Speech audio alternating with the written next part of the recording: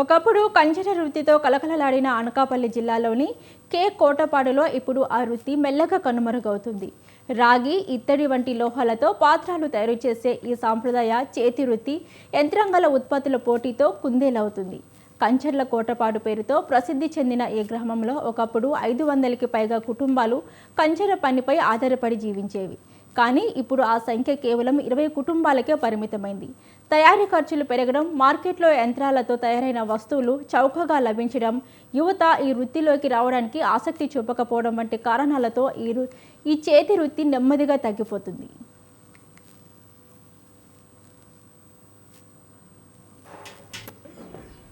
కంచర్ల కోటపాడు మాట ఇది గ్రామం మండలం కూడా ఒక కంచర్ల కోటపాడు అంటే ఒక డిమాండ్ ఉండేది. వరుస పెట్టి ఇంచుమించు ఒక 150 మంది 200 మంది పనిచేసేవారు.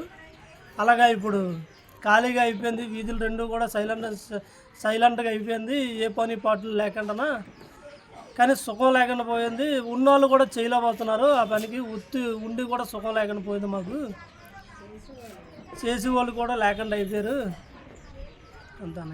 పేరు పట్నాలు కాసులండి, కే కోటపాడు గ్రామం. తర్వాత ఇక్కడ 300 గడప ఉందండి. ఈ 300 గడపలో పిల్లాద్రి కూడా ఇదే పని చేస్తున్నామండి. మాకంటూ ఏదీ లేదు. పని తప్ప ఇంకోటి మాకు తెలియదండి.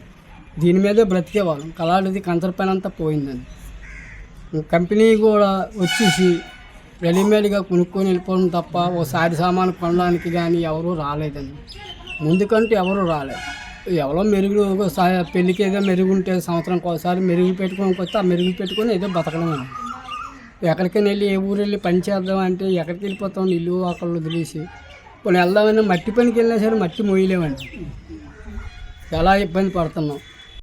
ఇంజనీర్ పప్పలరాజు అండి. ఇంజనీర్ పప్పలరాజు కే కోటపాడు. పూర్వం నుంచి కే కోటపాడు, కంచర్ల కోటపాడు అని పేరు రావడం వల్ల అలాగే ఈ సామాన్లు అన్నీ తయారు చేయడం అప్పుడు అంత పెద్ద పేరు ఉండేదండి. ఇప్పుడు అలాగే ఇప్పటికీ కూడా ఆ పేరు అంటే ఉన్నది, కానీ వాడకాలు తగ్గాయి. ఏదో కొద్దిగా అమ్ముతాయి. అవి కంపెనీ ఊళ్ళో పనులు గట్రా లేవండి.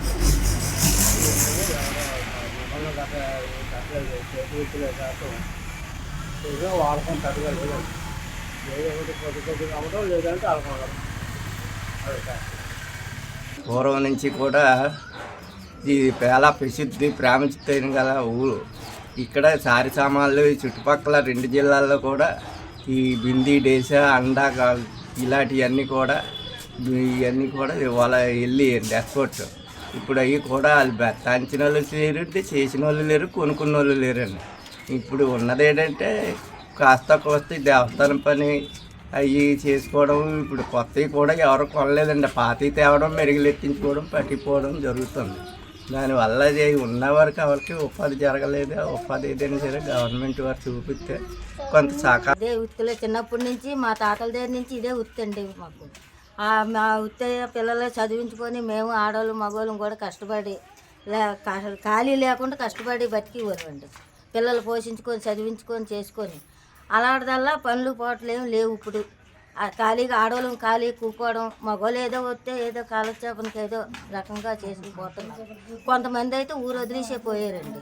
ఈ పనులు పోట్లు ఎక్కడ మాట మరమ్మత్తు కూడా లేదు ఎక్కడ చేసుకుందామంటే. ఇంకెందుకనే ఇలా వైజాగ్ బెజవాళ్ళు ఇలా ప్రతి విజయనగరం గట్రా పెట్టేసారు జనం. ఇప్పుడు ఒకవేళ ఏదైనా పని వచ్చినాడైనా సరే చేసి మనుషులు లేరండి. ఎంచేదంటే ఇబ్బందులు పడిపోయి ఇబ్బందులు తట్టుకోలేక పోయారు కొన్నూరులు. ఇంకా మళ్ళీ వాళ్ళు రావాలంటే ఇంకెందుకు లేదు. ఇప్పుడు పూర్వం ఊరే కదా, ఇంతవరకు అనుభవించే వచ్చాం కదా, మళ్ళీ అక్కడికి వెళ్ళడం ఏంటి అనేసి ఎవరు కూడా ముందుకు రాలేదండి. ఇప్పుడు పిల్లలు కూడా ఎదిగొచ్చిన పిల్లలు కూడా ఏ సైకిల్ షాపో, ఏ కార్పెంటర్ పనికో, లేకపోతే ఏ మెకానికో నేర్చుకుంటాం అంటున్నారు. కానీ ఈ ఇత్తడి పని మటు మేము నేర్చుకోము, ఈ మీరు ఏడు సుఖపడిపోయారని మమ్మల్ని అడుగుతున్నారు. ఇంకా మా తరంతో సరే అనుకుంటున్నాం మేము ఈ ఇత్తడి పని. అది ఏదో చిన్న దేవస్థానం పనులు వస్తే మా మగవాళ్ళు చేసుకోవచ్చు.